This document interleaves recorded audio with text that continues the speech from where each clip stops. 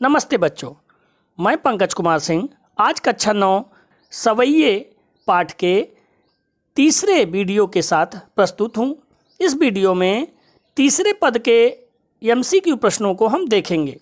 तीसरा पद जिसकी पहली पंक्ति है, मोर पखा सिर ऊपर राखियों गुंज की माल गरे पहरूंगी। तो चलिए इसके कुछ महत्वपूर्ण एमसीक्यू प्रश्नों को देखते हैं। मोर पखा सिर ऊपर राखियों सवैये में किसके रूप का अनुकरण करने का वर्णन है?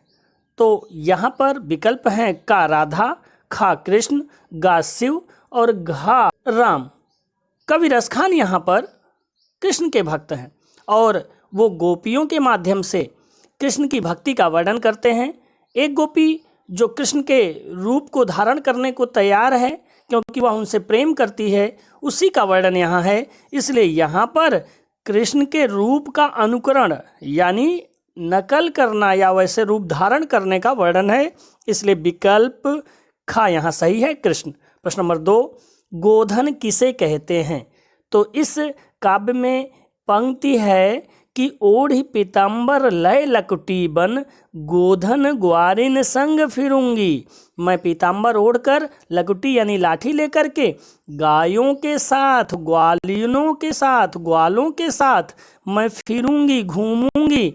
यानी यहाँ गायों का झुंड, ये विकल्प सही है, गायों के साथ। लेकिन बच्चों ध्यान रखिएगा, गोधन शब्द का अर्थ गाय चराते समय एक लोकगीत से भी लिया जाता है। इसलिए यहाँ पर का और खा दोनों विकल्प सही है।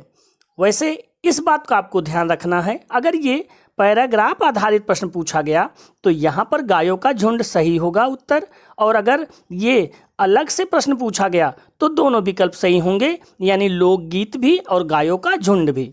प्रश्न नंबर 3 देखते हैं। मोर पंखा से क्या अभिप्राय है?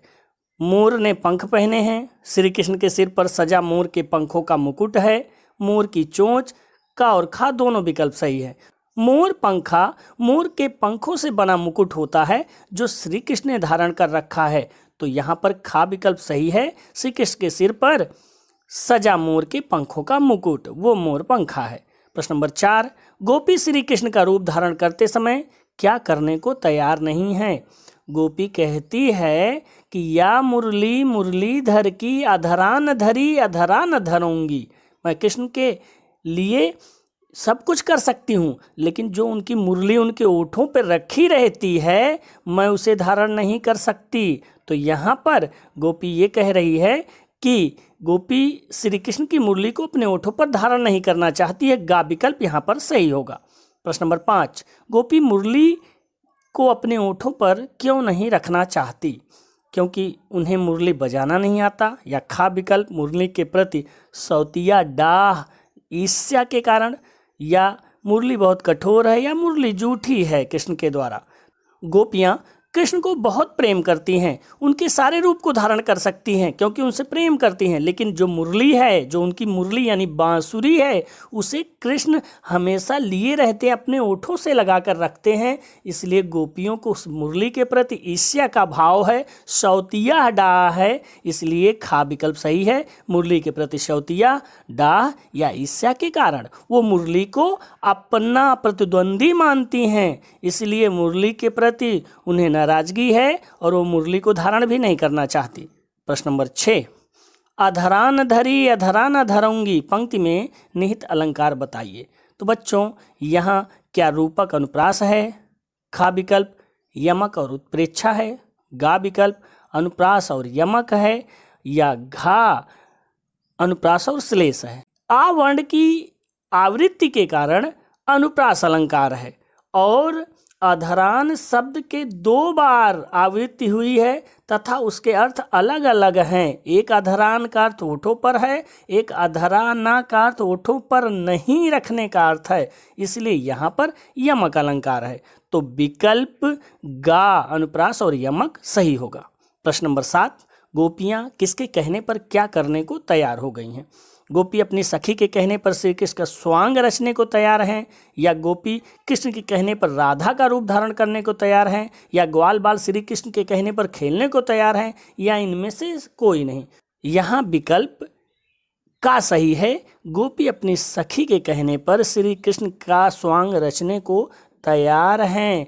वो कहती भी है, भावतो वही मेरो रसखानी, सो तेरे कहे सब स्वांग करूंगी। तो विकल्प का यहाँ सही है। प्रश्न नंबर 8, भावतो का क्या अर्थ है? गोपी कहती है, भावतो वही मेरो रसखानी। भावतो यानी वो मुझे अच्छा लगता है। कौन? कृष्ण। इसलिए यहाँ भावतो का अर्थ हुआ अच्छा लगना। इसलिए गोपी तुम्हारे कहने पर मैं सारे स्वांग यानी रूप धारण कर सकती हूँ, भेष बना सकती हूँ। तो यहाँ पर भावतो का अर्थ हुआ अच्छा लगना। प्रश्न नंबर 9, रसखान के सवैये में किसके प्रति किसके प्रेम की अभिव्यक्ति हुई है? तो रसखान कृष्ण के परम भक्त थे और यहाँ वो गोपियों और खुद अपने माध्यम से कृष्ण के प्रति प्रेम का वर्णन करते हैं। इसलिए खा विकल्प सही है। श्री कृष्ण के प्रति गोपियों के निश्चल प्रेम की अभिव्यक्ति है। स्वयं की अभिव्यक्ति का कोई विकल्प यहाँ नहीं है। इसलिए खा विकल्प सही है कि कृष्ण के प्रति गोपियों के प्रेम का वो भी निश्चल प्रेम का वर्णन है। प्रश्न नंबर 10, मोर पखा सिर ऊपर रखियों, गुंज की माल गरे पहनेंगे। काव्यांश की भाषा और छंद क्या है?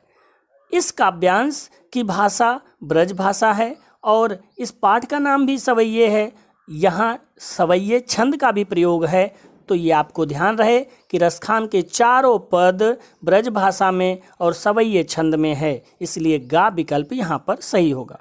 तो बच्चों, यदि ये वीडियो अच्छी लग रही हो तो इसे लाइक करें, दूसरे को शेयर करें, सब्सक्राइब करवाएं और फिर हम मिलते हैं किसी अच्छे से वीडियो में। धन्यवाद।